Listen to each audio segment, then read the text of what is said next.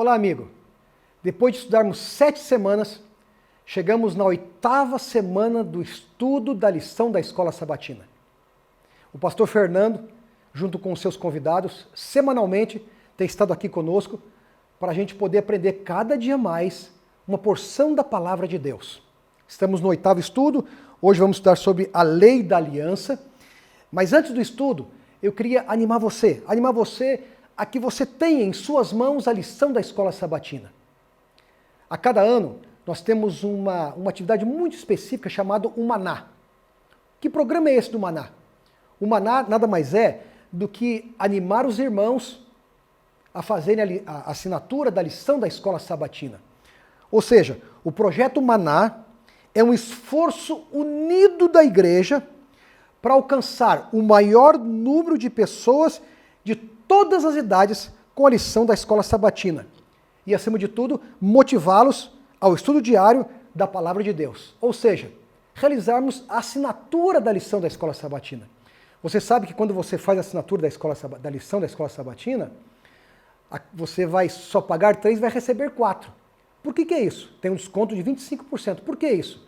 Porque isso é para motivar você a fazer a assinatura, você vai receber na sua casa, você não precisa se deslocar para ir à loja ou buscar a lição da Escola Sabatina de uma outra forma, a não ser através da assinatura. Você recebe na sua casa, aí de maneira confortável, tranquila, segura, você recebe na sua casa o pão diário, ou seja, o maná é aquele pão diário que o povo de Deus recebia lá no deserto. Colhiam diariamente o maná que ficava ali no campo, ou seja, a lição da Escola Sabatina é o maná diário para que nós possamos aprender um pouco mais a respeito da Palavra de Deus e do caráter de Deus.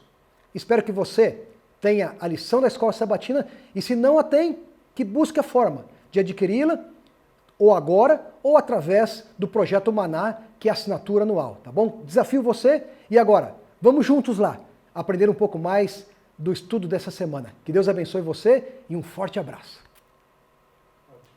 Olá, bem-vindo, bem-vinda. Você que gosta de estudar a Bíblia, de conhecer a Palavra de Deus profundamente.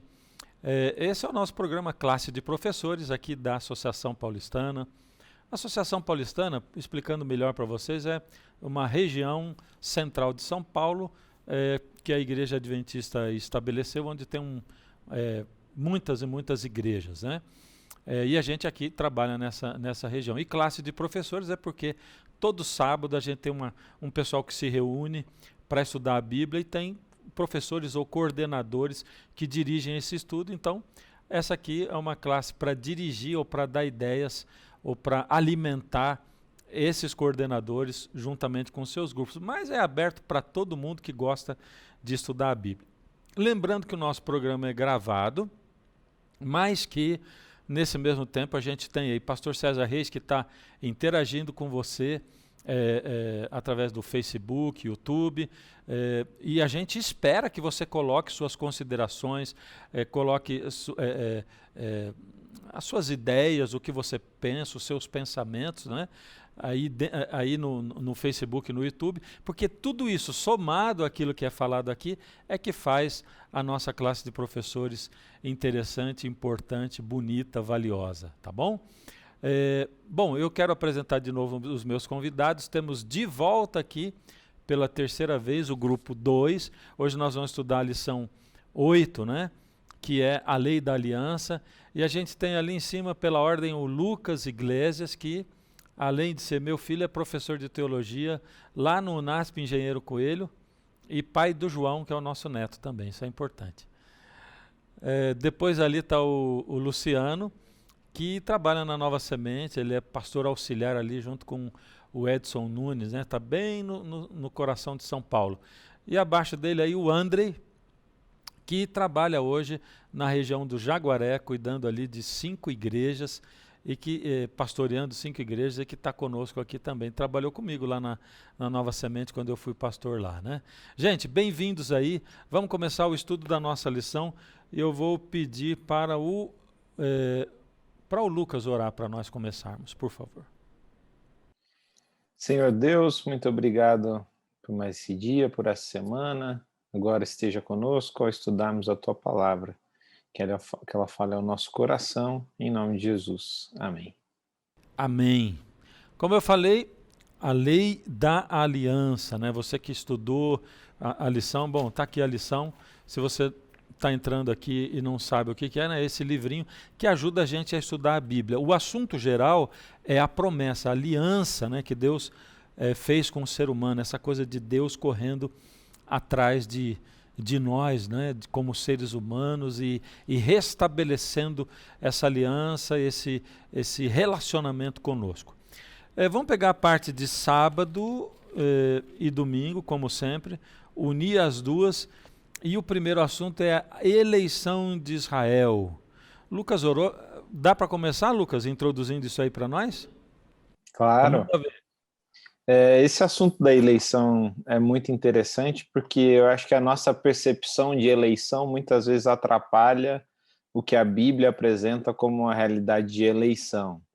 A gente já comentou aqui, pelo menos nas lições que nós estudamos juntos, sobre como não havia mérito nenhum na escolha, né, que Deus faz, por exemplo, de Abraão, né? Eu vou pegar Abraão como exemplo por ser assim, o início de tudo em relação a Israel, né, o pai da nação.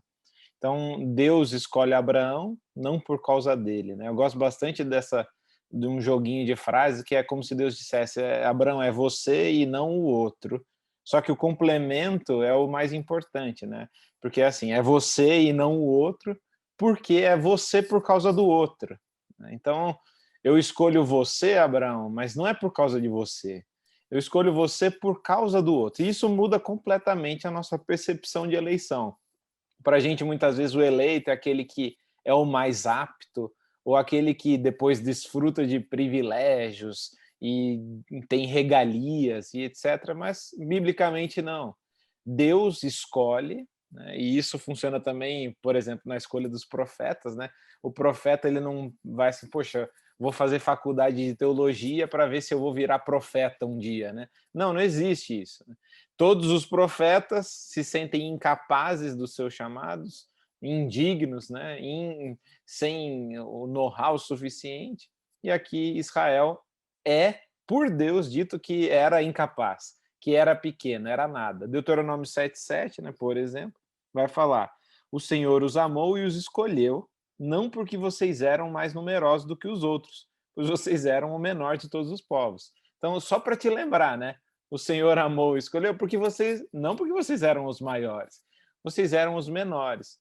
E aqui eu trago de volta um comentário que o Luciano fez, né, da ideia de separar para um propósito específico, né? A eleição funciona dessa maneira. A eleição, de certo modo, é uma separação, mas essa separação não é um fim nela mesma.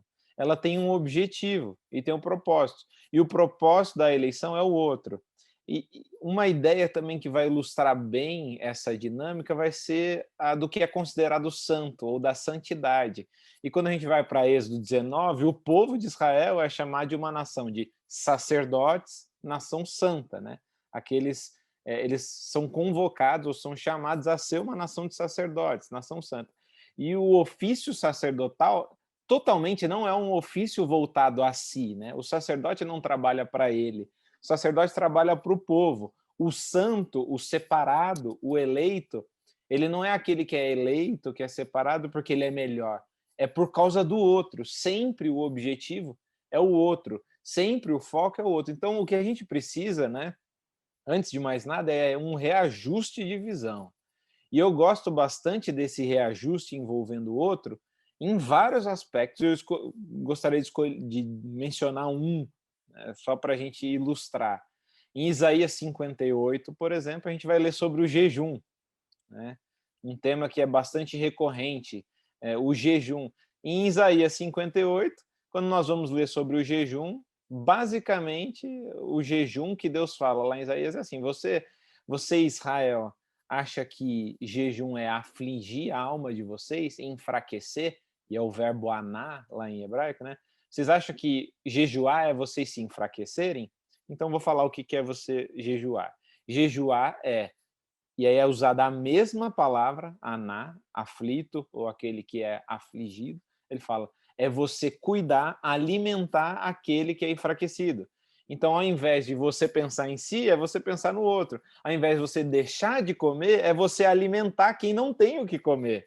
E daí é legal que, na sequência, em Isaías 58, Deus fala, só assim eu vou responder a oração de vocês.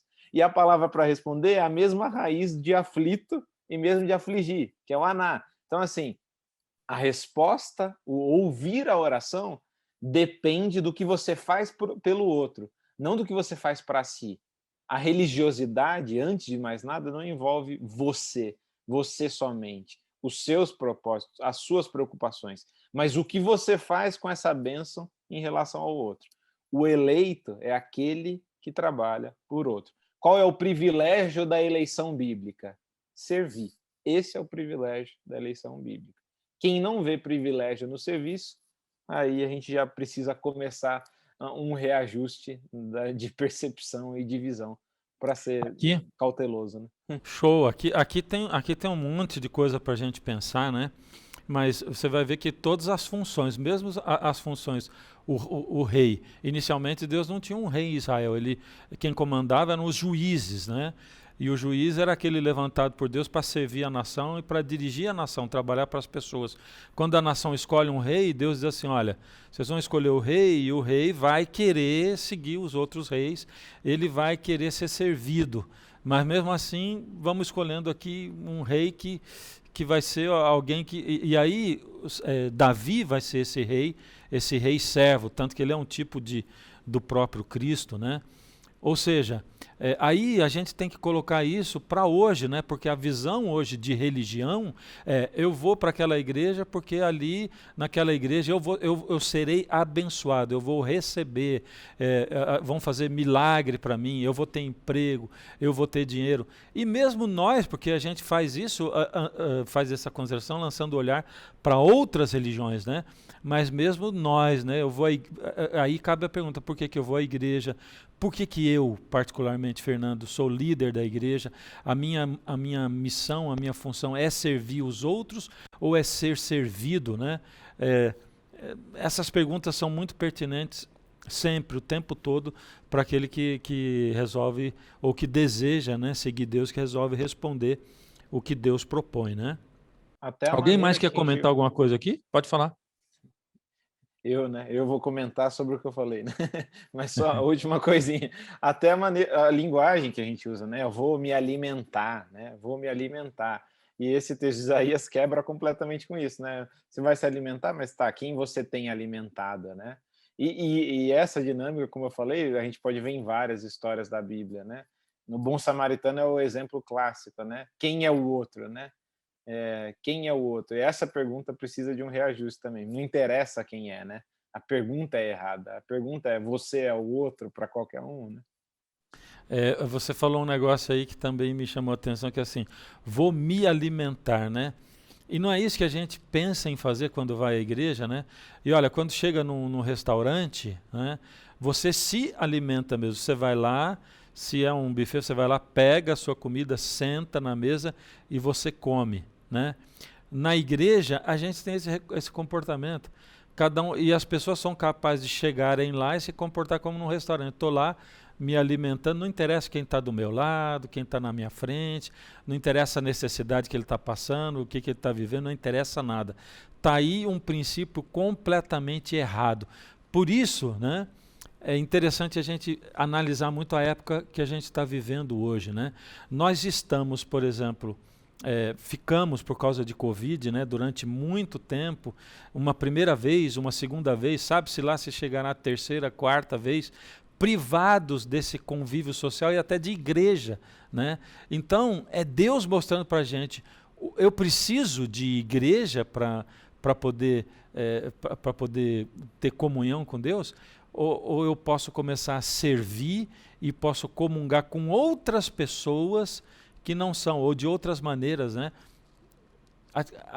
Atingir mais pessoas, né? Alcançar mais pessoas.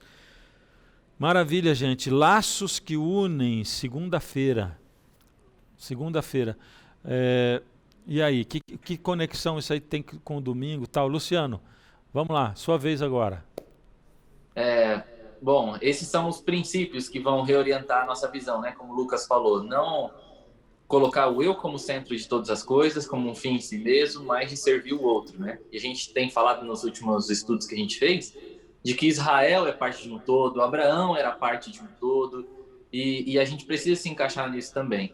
Mas Deus, ele, naquele momento específico com Israel, no momento que ele faz uma aliança com essa nação, Deus, ele dá algumas leis para esse povo, né? Na verdade, alguns rabinos vão dizer que, ao todo, a gente vai encontrar nos 5 primeiros livros da Bíblia, conhecido como Torá, cerca de 613 leis. Então, tem bastante coisa, muitos detalhes, né? Vocês já falaram aqui que tem a ver com leis sanitárias, leis sociais, mas tudo isso dentro do escopo da espiritualidade. Mas, especialmente ali em Deuteronômio, no capítulo 4, a gente tem uma relação muito próxima entre lei e aliança. Isso faz parte já, como as estipulações, né? A gente mencionou isso, acho que lá na lição 2, o Andrei comentou que cada aliança no mundo antigo, e isso a gente vê na Bíblia também, principalmente um tipo específico, que eram as alianças dos hititas e tal, eles tinham um preâmbulo, tinham uma recapitulação histórica e tinham estipulações, que eram as regras do acordo. E aí eles combinavam, se isso fosse agradável aos dois, a aliança acontecia, né? Ela era firmada. Se os termos do contrato estavam acessíveis e eram desejados por ambas as partes, então o contrato era realmente firmado, né? Mas nesse caso aqui, a aliança ela vai estar ligada com os famosos 10 mandamentos, né? E em Deuteronômio, no capítulo 4, verso 13, eu vou ler aqui, diz o seguinte... Moisés dizendo para o povo, né? Então ele anunciou a sua aliança que ordenou a vocês os 10 mandamentos e os escreveu em tábuas de pedra. E ao mesmo tempo o Senhor ordenou que as ensinassem a vocês também os estatutos e juízos e assim por diante. O curioso é que, por mais que a gente entenda isso como 10 mandamentos, se a gente fosse traduzir literalmente do hebraico, o que a gente tem aqui, na verdade, são as 10 palavras. Aseret Hadevarim, né, em hebraico. E isso muda um pouquinho algumas coisas. Porque, veja, essas 10 palavras, elas não são só 10 mandamentos, elas são os 10 princípios que vão nortear os outros 603 leis, né, que a gente vai encontrar no Antigo Testamento. Tudo vai passar por dentro desse princípio, ou desses 10 princípios, né? E Jesus vai resumir esses 10 princípios em 2, que é amar o próximo e amar a Deus também, né? Mas eu acho que essa orientação é importante, porque ela acaba sendo mais abrangente, né? Esses princípios, eles não são vividos só na época de Israel. Eles podem e devem ser vividos, assim, sem qualquer limitação de tempo, né? Porque amar a Deus e amar o próximo resume tudo aquilo que Deus anseia na sua relação com o mundo, na sua relação com os seres humanos, e que ele desejaria que fosse também o princípio norteador para a nossa própria vida, né? Agora, a lei... E aqui eu vou usar uma expressão que é bem interessante, que é Torá. Várias vezes vai aparecer na Bíblia como se referindo às instruções de Deus, a leis específicas também, mas às vezes como Pentateuco como um todo. E Torá significa instrução e não só lei. E apesar de parecer algo besta, assim, quando a gente estica um pouquinho mais essa ideia, eu acho que isso ganha um significado todo especial. Porque instrução... se torna algo relacionado com outras coisas. Não é só obediência, mas também passa a ser sabedoria, passa a ser cuidado de alguém que nos ama. A instrução ela ganha um outro contexto que não vai fazer com que a gente obedeça naqueles termos de eu quero receber aquilo, uma recompensa no final. Eu faço porque é o melhor caminho. É a melhor instrução que alguém poderia ter, né? E essa expressão, essa palavra Torá, por exemplo, ela vai aparecer lá no livro de Provérbios 8 vezes, relacionando o ensinamento de um pai ou de uma mãe para o seu filho. Então, a instrução, ela estabelece um tipo de relação que vai além de senhor e servo, daquele que manda e daquele que obedece, mas tem a ver com familiaridade, com relacionamento íntimo. Então, por exemplo, lá em Provérbios, né? Lá no capítulo 1, eu acho que a gente poderia até abrir aqui, só para deixar isso claro, Provérbios no capítulo 1, logo no início, vai falar que o temor ao Senhor é o princípio da sabedoria e tal, mas também a gente vai encontrar no verso 8, olha, meu filho, ouça o ensino do seu pai e não despreze a instrução de sua mãe. E a palavrinha que vai aparecer aqui é Torá. E é legal porque Deus está dando a lei lá no Sinai, depois de ter libertado o povo do Egito. E, de novo, a impressão que dá é que a gente está tendo uma aliança entre um rei mais forte, Deus, fazendo uma aliança com um rei mais fraco, que é o povo de Israel. Isso era muito comum no mundo antigo. Mas quando a gente olha por esse prisma, muda completamente a relação que os dois têm. Não é só de senhor e servo, porque antes mesmo de Deus libertar o povo, ele vai chamar essa nação, Israel, de meu primogênito.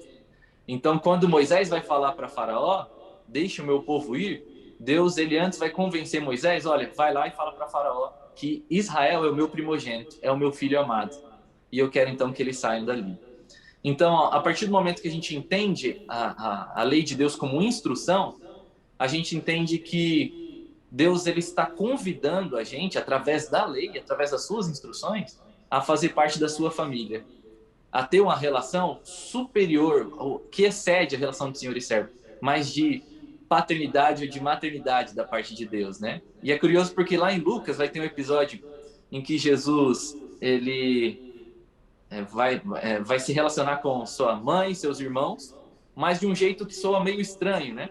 Lá no capítulo 8, dos versos 19 a 21, eu não vou ler, mas Jesus ele está numa casa ensinando as pessoas, aí de repente alguém fala para ele, né? Jesus, mas a sua mãe e os seus irmãos estão ali fora. E aí Jesus ele responde algo que parece meio seco, assim, né? Meio como se fosse falta de educação, né? E Jesus ele fala, olha, o meu pai e minha mãe e os meus irmãos são aqueles que ouvem a minha palavra e a praticam. Então, a Torá, a instrução de Deus, a lei de Deus, ela é uma mediação, sabe, num relacionamento que Deus quer ter, de familiaridade mesmo conosco, de família, de paternidade, de maternidade. E isso, particularmente falando, me motiva muito mais a querer absorver esses princípios e essa vontade de Deus para minha vida, do que só de alguém mandando, né? Porque tem uma autoridade maior. É isso também, mas não é só isso. Deus ele quer algo a mais. Né? Ele quer uma relação de pai e filho, de mãe e filho. E é nisso que eu acho que tem muita beleza também quando a gente olha para a aliança, né? Tô olhando para a cara de vocês, ver se tem alguém com vontade de falar. André, acho que você, né? Uau, depois do que o Luciano falou, eu vou puxar o gancho já para terça, mas lindo isso que o Luciano falou e apresentou para a gente, e que entra total na lição de terça. Eu só queria daí acrescentar e destacar, porque daí pega também o que o Lucas falou na introdução de domingo, e essa lição dessa semana ela está um pouco mais linear, ela está um pouco mais construída, assim, né? Diferente da última que a gente gravou juntos, essa aqui está mais linear. A lei, eu quero ler um texto, Deuteronômio 10, verso 15. Eu vou falar, a gente está falando sobre a lei dentro do contexto da aliança, né?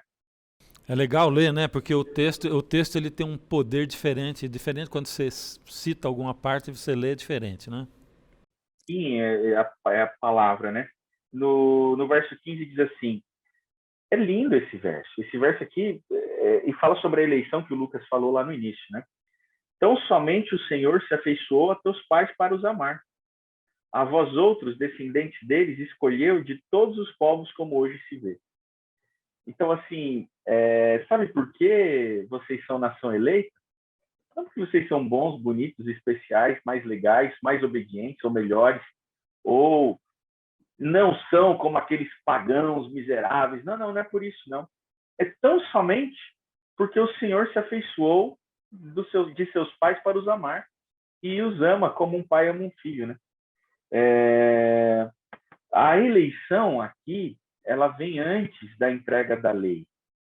Então, a gente precisa destacar que, ao falarmos da lei no contexto da aliança, primeiro a gente tem que entender que a eleição precede a lei. Depois, lembrar também que a lei do Sinai, ela vem depois da Páscoa. Ou seja, a libertação também precede a lei, a salvação também precedeu a lei, a salvação do povo da escravidão do Egito. E isso traz para a gente a ideia de que o perdão precede a obediência e não o contrário. É muito comum no contexto da cultura religiosa acharmos que a obediência que precede o perdão, ou seja, o perdão é uma consequência da obediência, quando que é exatamente o contrário, o inverso. O perdão precede a obediência é uma consequência do perdão. E aí a gente entra na ideia, e vai ficar mais claro quando a gente entende o que é Torá, e o Luciano já fez isso, eu não vou ficar recorrendo tanto, mas só para reforçar a expressão Torá, eu acho que traduzir, e aí não vou me atrever a dar uma opinião fechada, na presença aqui do Lucas e do Luciano, que dominam muito mais a língua hebraica do que eu, inclusive fui aluno do Lucas, fui contemporâneo no teológico dele, depois eu tranquei o curso, voltei, depois ele foi meu professor. Que privilégio. Mas, assim, dizer que lei talvez seja uma tradução muito pobre para traduzir Torá. Pobre no sentido de que ela não abrange todo o sentido semântico do que significava, especialmente lei no contexto não semita, né? O nosso contexto ocidental, de mentalidade grega, entende lei de uma maneira muito diferente daquilo que Torá significava. Então, quando o Lucas falou de instrução, conselho, você traz à mente um pai falando com um filho por amor, dando orientações de amor. Torá tem um sentido muito mais de orientações do que isso vai ficar claro quando você lê na própria introdução dos 10 mandamentos, em nenhum momento está dizendo mandamento ou lei lá. Você vai dizer, mesmo a tradução para o português fantástica, 10 palavras de Deus. Por isso que vou me atrever mais ao grego, que domino muito mais que o hebraico, é por isso que depois a própria Septuaginta vai usar a palavra decálogos, né? Decálogos, as 10 palavras. Os mandamentos são as 10 orientações de Deus, as 10 prescrições de Deus, em termos de uma orientação paternal a um filho que ele muito ama. E quando eu penso que os 10 mandamentos são lei, no contexto não semita ocidental que vivemos, eu trago à mente uma formação pressuposta de lei como nomos, no grego, que seria uma lei mais legislativa, né? Uma ideia daquilo que restringe e pressupõe punição ao descumprimento. Ou lex, no latim, né? A ideia, pelo menos o nosso campo jurídico e legal ocidental tem uma formação romana muito forte, e lex também é a mesma coisa. A lei é aquilo que nos proíbe, uma ação proibitiva em que, havendo descumprimento, você tem uma punição prevista. Então, quando você entende que o mandamento de Deus é lei no contexto greco-romano, nomos ou lex, e não no entendimento semita de Torá, você passa a ter uma relação mecânica com a lei muito distante do que é o que Deus queria, e muito distante daquilo que um pai quer, porque aí concluo evocando agora um filósofo que é Kant, que ele vai dizer que as pessoas elas buscam a Deus ou buscam a religião por 2 caminhos, ou por medo do inferno ou pela esperança do paraíso, e que esses 2 caminhos são caminhos ruins, egoístas, e que são nada mais do que 2 lados da mesma moeda. Ou seja, ou as pessoas buscam Deus por medo do inferno, daquela caricatura dantesca, né, de Dante, da danação eterna. Então, pensando em mim, em não ter aquele resultado ruim, então eu vou obedecer a Deus, para evitar ir para o inferno. Ou então, eu vou, de maneira tão egoísta como, obedecer a Deus, porque eu estou interessado naquilo que ele pode me dar, nas ruas de ouro, no lago de cristal, na vida eterna. Quando que, na realidade, eu obedeço a Deus porque eu quero ter um relacionamento perfeito com ele. E a salvação e a eternidade nada mais é, e o meu interesse lá não é na ausência da finitude. O meu interesse lá é no relacionamento eterno com aquele que me amou e que muito me ama. Então, a obediência a Deus não é fruto do medo do inferno, nem da ambição do paraíso. A obediência a Deus, ela é como a de um pai espera de um filho. É resultado da manifestação do amor mútuo. E mesmo o desejo da eternidade, por isso eu ainda quero insistir que a esperança do paraíso é uma motivação ruim, por mais que alguns pensem ou discordem, mas eu confesso que uma eternidade sem Jesus, ela não vai me agradar ou não vai me trazer uma alegria. Em algum momento eu vou falar, me mata, me tira daqui, eu não quero mais viver nesse negócio, eu não aguento mais isso. O que atrai na ideia da eternidade é você ter um relacionamento perfeito e perene com aquele que te ama. É por isso que quando a gente está apaixonado, quando a gente ama alguém, e a gente está do lado daquela pessoa, um namorado, uma namorada que a gente está tão apaixonado naquele momento, a gente gosta de pensar que aquele momento a dois se eternize. Aquilo é um pingo da eternidade, porque a eternidade nos atrai não porque pela ausência da finitude, ela nos atrai não por um egoísmo, ela nos atrai por conta de um relacionamento perfeito. E eu penso que a Torá, que envolve os 5 primeiros livros da Bíblia, ali você tem a manifestação não só do Sinai, mas você tem a manifestação também da graça de Deus em muitos outros momentos, ela reflete esse caminho, esse guarda-reio de relacionamento com alguém que te ama e um relacionamento de entrega de amor. Então, a lei é resultado da graça que envia o povo para nós. E eu vou entender essa tosse como uma interrupção para que os outros possam falar. Olha, não foi, mas foi providencial também. Que nada, tá ótimo. Maravilha, muito bom mesmo. Alguém tem um comentário para fazer em cima aí? Quer comentar, não? Na verdade, então, o meu comentário acaba sendo um pouco a quarta-feira, então eu acho que você ia falar alguma coisa. Eu vou, mas também vai para esse lado aí. Mas deixa então eu falar, eu vou fazer um comentáriozinho aqui, que é o seguinte, eu sempre tive um pouco de dificuldade de entender, porque assim, diz que o homem e a mulher, eles quebraram a lei de Deus, né? Eles quebraram a lei de Deus. Mesmo Lúcifer lá no céu, né? Ele quebrou a lei de Deus, mas é porque essa lei, ela é eterna. Bom, lógico, a lei de Deus não existia como 10 mandamentos na eternidade, né? Não adulterarás, não matarás, né? Mas os princípios dela, todos embutidos no amor, porque como Jesus, ele sintetizou a lei, né? Primeiro, Deus sintetiza em 10 mandamentos e Jesus sintetiza na base, que é o amor, né? Amor a Deus e amor ao próximo, o serviço, né? Então, no momento em que Lúcifer deixa de servir os outros para servir a si mesmo e colocar os outros servindo a ele mesmo, pronto, foi quebrada a lei, essa lei eterna de Deus, né? Que é essa lei baseada no amor, que é o caráter de Deus, né? Então a gente vê uma lei eterna e uma coisa estável. É isso que eu queria comentar, né? A respeito disso que o André falou sobre toda essa natureza da lei de Deus e jogando já para quarta-feira. Doutor, antes vou fazer um comentário antes do Lucas entrar. Só dizer como pai, eu tenho 2 filhas, eu tenho 2 meninas. A Vitória, que tem 10 anos, e a Valentina, que tem 3. Na realidade, vão fazer 10 e vão fazer 3. Quando eu espero a obediência delas, eu não espero que elas me obedeçam por medo do castigo. Se elas só me obedecem por medo do castigo, não há amor nessa relação, há medo. E eu também não espero que elas me obedeçam por intencionarem o presente de Natal, ou porque estão ansiosas pelo presente de Natal, ou ambicionam o presente de Natal ou de aniversário, né? Isso não seria amor, isso seria interesse. Então, a obediência que Deus espera de nós é uma obediência fruto do entendimento de que Ele nos ama, e porque Ele nos ama, nós queremos ter harmonia com Ele, com a vontade dEle, com aquilo que Ele faz.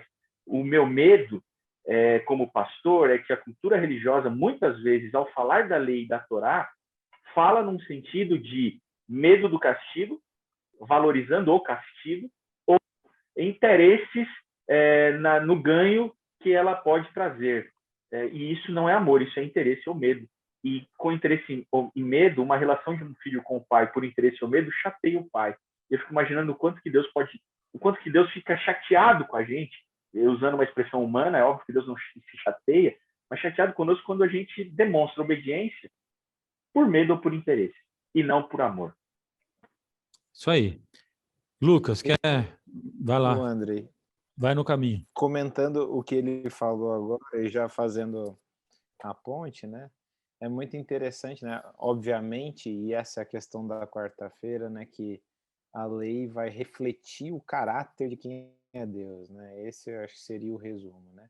A lei dele é reflexo de quem ele é. E é Teu áudio está um como a gente pouquinho vê baixo essa agora, dinâmica Lucas. O áudio seu está um pouquinho baixo, Melhorou aí? Melhorou. Não sei se...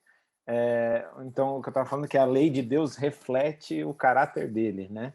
E é interessante como esse reflexo do caráter vai ser, assim, bem contrastante em relação à retórica, eu gosto de chamar de retórica do medo, que a gente vê, por exemplo, né, vários episódios, mas a gente vê em Nabucodonosor na fornalha, né? Então, a fornalha é um exemplo disso que você está falando. É assim, olha, vocês se prostrem, porque senão vocês vão ser lançados nessa fornalha. Obedeçam para que vocês vivam, né? Enquanto que com Deus vocês vivem porque eu dou vida para vocês. E agora tem o que é o reflexo do meu caráter. E aí tem um estudioso que eu gosto bastante, que é o Jacques Ellul, e ele vai ter um livro dele que ele vai falar sobre a lei, e num determinado momento ele faz uma ilustração que ela tem as suas limitações, mas que eu gosto, que ele fala assim, que a limite... já estava falando aqui que ele vai... A lei é como uma espécie de fronteira. Por quê? Não uma fronteira como uma barreira a ser ultrapassada, mas é uma fronteira, e daí essa é a limitação da ilustração dele, mas que ao mesmo tempo é legal, porque é uma fronteira, é o limite que Deus traça entre aquilo ter mais chance de acontecer com você ou não. Então, por exemplo, se você mata alguém, o risco de você ser morto é muito maior. Se você trai alguém, o risco de você ser traído é muito maior. E tem as suas limitações a ilustração, mas a lei serve para promover vida, né? Vida e proteção. E o que a serpente faz lá em Gênesis 3 é justamente o oposto, né? Ela pega o que é uma fronteira e transforma em uma barreira a ser ultrapassada. No discurso dela, ela pega vocês têm todas as árvores do jardim para comer livremente.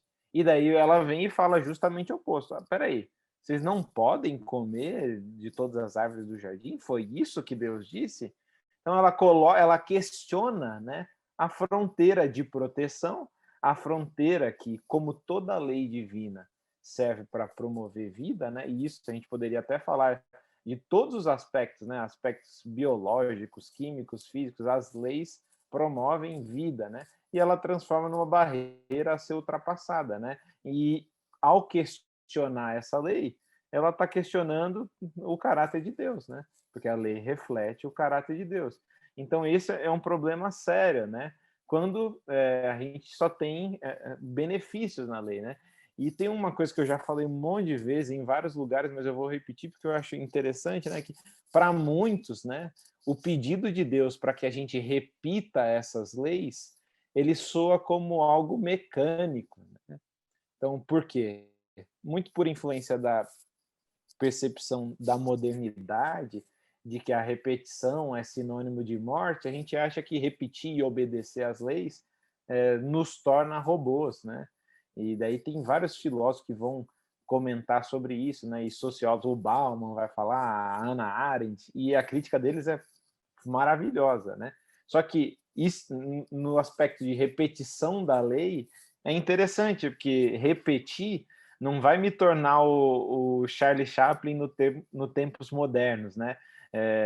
Vai me incapacitar de pensar e eu só vou repetir os movimentos.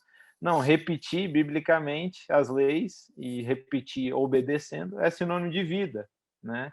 E daí eu concluo citando o Chesterton, né? Que no livro dele Ortodoxia tem um capítulo com um título bem maluco que chama A Ética da Elfolândia, e ele vai falar assim que na repetição há vida em tudo. Ele vai falar do sol que não para de nascer, do coração que não para de bater, do pulmão, né, na nossa respiração que é constante. O que quebra a repetição não é vida, é morte. Não é assim, o coração estava batendo repetidamente, agora ele parou e então ele vive. Não, ele morre. O que quebra a repetição nas leis estabelecidas é morte. E ele vai falar na mesma coisa em relação à lei de Deus. E o último exemplo que ele dá é de uma criança, né? A criança, você faz uma brincadeira, ela fala de novo, de novo, de novo. Eu também tenho um filho, e o João tem 2 anos, vai fazer 3 anos esse ano. E ele é assim, se eu fizer alguma coisa que eu sei que ele vai gostar, eu tenho que saber que eu tenho que fazer aquilo mais 50 vezes. Eu não, né? Meu pai também. Esses dias eu fiz um avião de papelão, E daí meus pais vieram em casa, já faz um tempo, né? Por causa da pandemia e do isolamento. Mas daí ele veio, daí ele queria de novo. Só que daí ele olhou e falou assim, não, mas eu quero o vovô. Aí eu fiquei feliz, porque daí foi o vovô de novo a tarde inteira. Mas é isso, né? Lei é vida. A criança repete não porque falta vida nela, é porque ela tem vida em abundância, né? E a lei é isso. Lei é vida porque reflete o caráter de Deus. Maravilha. E aí, gente? Comentários? Alguém quer falar alguma coisa?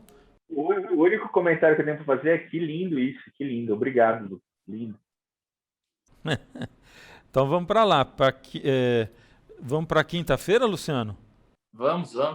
Eu vou só comentar também algo que o Lucas falou. Eu vou ecoar as palavras do André. Muito lindo. Não sou pai ainda, mas... É isso que eu ia perguntar. Você não tem nenhum filho, Luciano? Já está previsto aí? Como é que é? Eu sei que vocês estão querendo dourar a pílula aí, dizer que é tudo aí só bonito, que é motivo de reflexão teológica, mas eu sei que não é só isso. Então, eu estou segurando um pouco. Mas espero ter um dia. Bom, mas isso me lembrou, Lucas, quando a gente olha para a Bíblia, o próprio ato de existir das coisas, do mundo e também do ser humano, já é uma resposta de obediência à palavra de Deus, né? Então, Deus dá ordens e as coisas surgem porque elas obedecem. Então, não existe como a gente pensar a vida fora da palavra de Deus, fora da instrução de Deus, fora dos ensinamentos dele, da sua lei, porque, bom, Deus é o Criador, né? A primeira coisa que a gente sabe sobre Deus quando a gente abre a nossa Bíblia é isso. Deus é o Deus da vida. Então, de fato, caminhar pela sua palavra, no caminho que ele abriu, nas suas instruções, é aquilo que vai nos trazer a verdadeira vida em abundância aqui e agora também, né? Mas deixa eu fazer um parênteses em cima disso aí. Isso aí tudo aí me lembra uma música, viu? Sim. Crer e obedecer, né? Que fala sobre isso aí. Crer e obedecer. Só não lembrou do título. Crer e obedecer. Como é que é o nome da música mesmo? Ser e obedecer. Ser e obedecer. Então, pronto, é isso aí. O Gabriel Iglesias que canta. Pode conferir lá que é esse o assunto. Continua, Luciano, se você conseguir parar de rir. O Lucas é muito implicante, né, Fernando? Incrível. Mas, enfim, deixa eu tentar me recompor aqui. A última parte, né, fala dessa condicionalidade da aliança, né? Deus, ele nunca impõe. Ele sempre abre um precedente para a gente escolher afirmativamente ou de mesmo negar aquilo que ele está oferecendo, esse relacionamento que ele tanto deseja. É claro que isso tem certas limitações, né? Porque nem tudo a gente escolhe. As nossas escolhas, as possibilidades que a gente tem, elas são limitadas. Por exemplo, a decisão mais importante que a gente poderia ter, a gente não tem participação alguma. Se a gente vai nascer ou não. A gente não decide em qual família a gente vai nascer. Se é uma família mais abastada, se é uma família que tem alguma segurança financeira, enfim, não escolhe nada disso. Mas a partir do momento que a gente existe, a gente precisa tomar algumas decisões. E quando a gente passa a viver, né, e tudo mais, a gente também não consegue escolher todas as coisas. Mas ainda assim, Deus dá para a gente um incentivo de escolher aquilo que é da sua vontade, né? Então, desde o Éden, por exemplo, Deus ele cria o ser humano, ele coloca o ser humano como a sua imagem e sua semelhança, compartilha domínio, compartilha responsabilidade, compartilha o status de filho, né? Do grande rei criador. Mas só que ao mesmo tempo, Deus ele coloca uma opção para o ser humano dizer, olha, você pode dizer não para esse relacionamento, se assim você desejar. E aqui entra de novo aquele tema da vulnerabilidade, né, que a gente mencionou em outras conversas. Deus ele se arrisca demais em querer se relacionar com seres humanos do jeito que ele escolheu se arriscar, que é envolvendo o amor. Porque o amor ele só pode florescer num contexto de liberdade, né? Se eu chegasse para minha esposa e falasse para ela, olha, eu amo você, mas eu não confio em você e você vai ficar em casa o dia todo. Isso não é amor. Você não tem possibilidade de me negar, você não tem possibilidade de ir embora. Isso não é amor. Isso é outra coisa, isso é tirania, isso é opressão, né? E da mesma forma, quando Deus ele quer se relacionar com os seres humanos, ele abre um precedente, porque em essência, o amor só pode acontecer dentro da liberdade, desse risco, né, que Deus se coloca à disposição de correr. Não é à toa que uma das parábolas, né, que Jesus conta que melhor representa quem Deus é a parábola do filho pródigo, né? Do filho que tem a porta aberta de casa para ele decidir sair na hora que ele bem entender, mas que vai encontrar um pai de braços abertos quando ele decidir voltar, quando ele tiver uma compreensão melhor das coisas, né? Mas existe essa liberdade, sabe, de ir e vir, de dizer sim, de dizer não. E quando Deus chega oferecendo aliança, é sempre assim.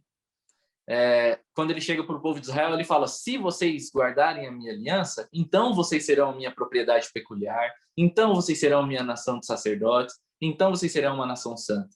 Mas é algo que vocês têm a decidir. Mas, ao mesmo tempo, parece que, às vezes, a gente cria na nossa mente como se Deus estivesse colocando cartas na mesa, ou como um guia turístico, né? Assim, que está conduzindo você e, de repente, chega numa bifurcação, você tem que escolher entre duas trilhas. E aí ele friamente diz: olha, essa trilha A, ela vai dar nesse fim aqui. E a trilha B, ela vai dar nesse outro fim. Faça sua decisão racional. Um cara que não tem uma relação próxima com as pessoas que ele está instruindo.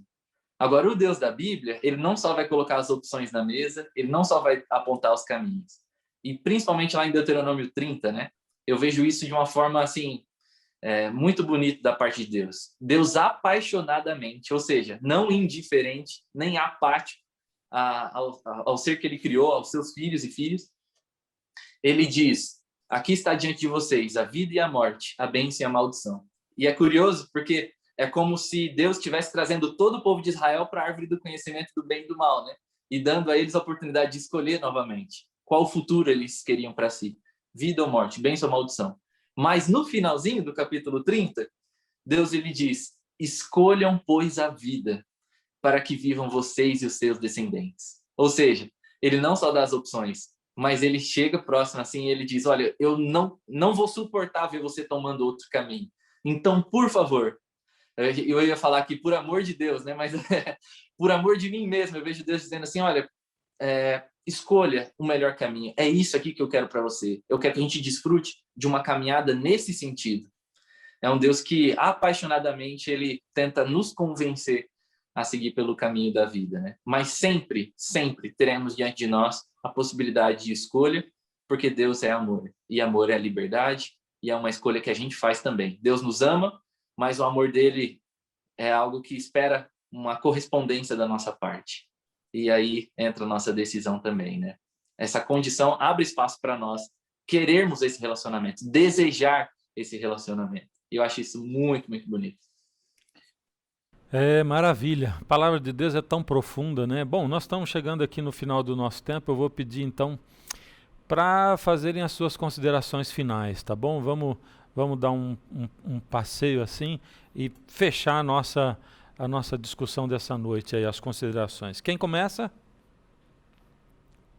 Eu acho que eu posso dizer que, pegando um gancho daquilo tudo que foi dito e a citação a menção do Jacques Ellul que o Lucas fez sobre, e aí eu trago para uma frase mais romântica e poética do Dr. Ami Rodor, que também foi um querido professor que tive no seminário. Ele vai dizer assim: não somos nós que guardamos a lei, é a lei que nos guarda.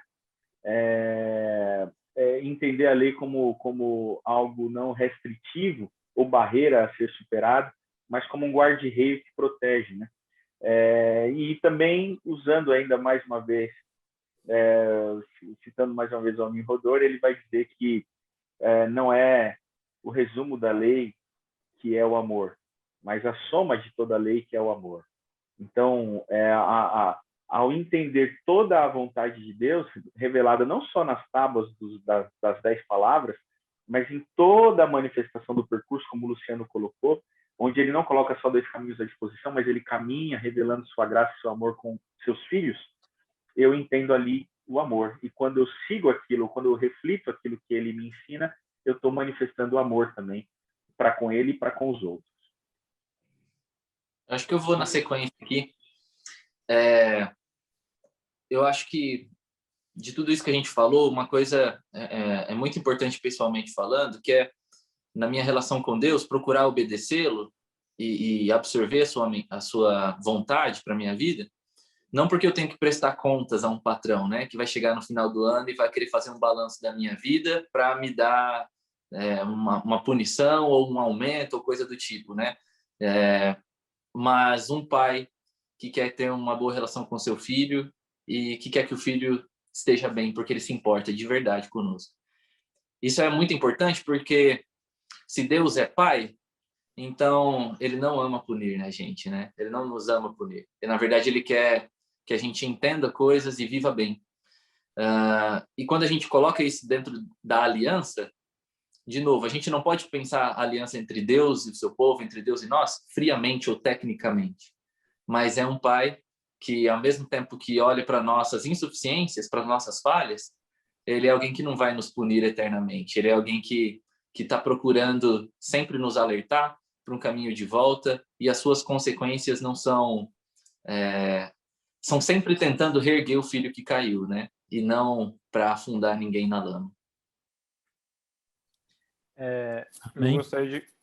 Eu gostaria de concluir, né, observando que se a lei, né, como a gente afirmou, é o reflexo do caráter de Deus, né, e ele sim sabe o que é bom desde Gênesis 1 para a humanidade, né?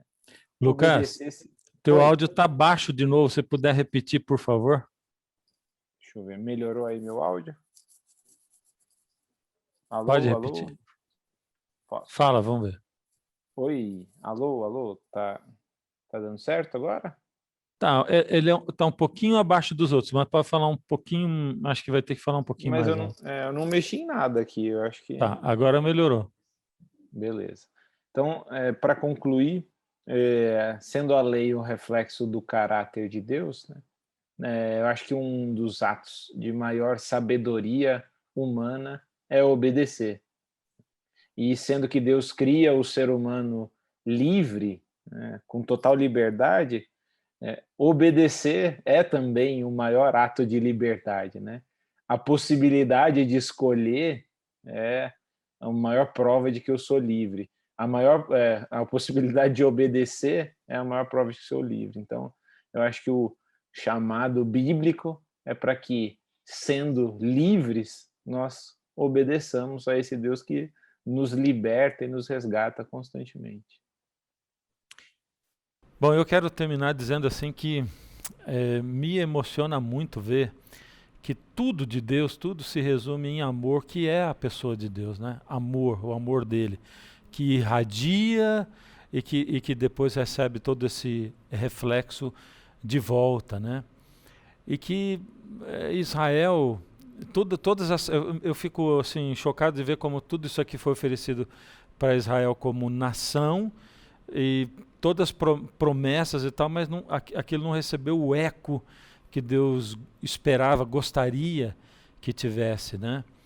E que hoje o Israel de Deus, diferente daquele Israel, é todo aquele que deixa com que isso faça parte da sua vida e que, de novo, devolva a Deus esse eco de amor. Ele não está restrito a uma nação, não está restrito a uma religião, não está restrito a uma organização, uma denominação, mas ele tá restrito a corações.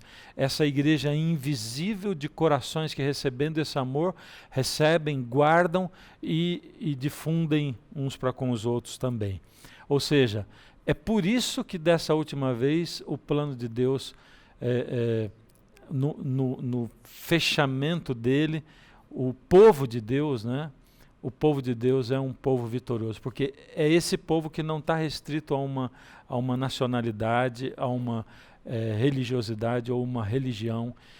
São todos aqueles que só Deus consegue enxergar, só Ele consegue ver como Pai quem são aqueles filhos dele que correspondem a isso. Gente, mais uma vez, obrigado aí ao nosso trio maravilha aqui, né? O Lucas, o Luciano e o André, brigadão aí, muito bom, tenho aprendido um montão com vocês. Obrigado você que está participando, que está colocando a sua opinião aí no nosso no YouTube, no Facebook. Esses comentários, eu tenho dito, eles fazem a lição, o que é dito e mais o que você comenta. A gente vai acompanhando tudo isso e que Deus nos abençoe. Nós vamos orar para terminar essa lição e eu quero convidar você a fechar os olhos. Deus amado, que tudo isso seja realidade na minha vida, Pai, e na vida de cada um de nós.